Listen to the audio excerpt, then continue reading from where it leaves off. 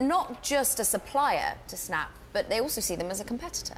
Yeah, I think so. I mean, Facebook is really like kind of looking in their rearview mirror and kind of rightfully terrified of Snap. And because Snap's really hit this millennial mindset, I think there are people at Google I've talked to that they've thought about this paranoia of what if these millennials don't use email at all, and sort of like there's always this fear that they'll drop their products. And Snap has been developing kind of quietly some search services, and certainly does the thing that there are a lot of their search and activities inside the app. Which is not inside the mobile web where Google makes a bulk of its advertising money.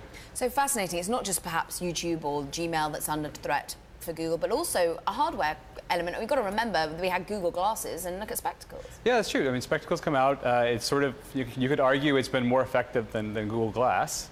It's certainly it's been much more of like a fun product, whereas Glass was a lot more serious.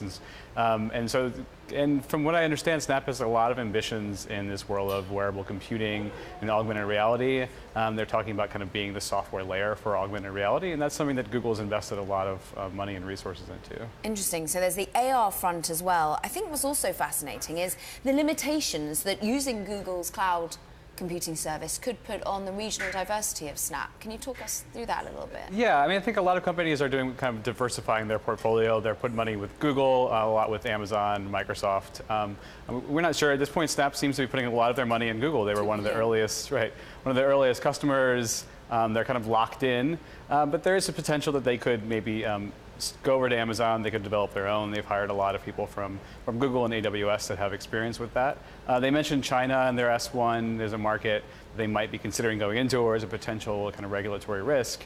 Google right now can't operate or doesn't operate its cloud services in China, so that's one area that they might say turn to Amazon for that. But it's worth remembering, this isn't always that surprising. I remember we always used to have to mention, by the way, before Microsoft really developed its own cloud, it used to use, to a certain extent, Amazon Web Services. Mm-hmm. So there is a lot of frenemies within, remember Apple and Samsung relationship.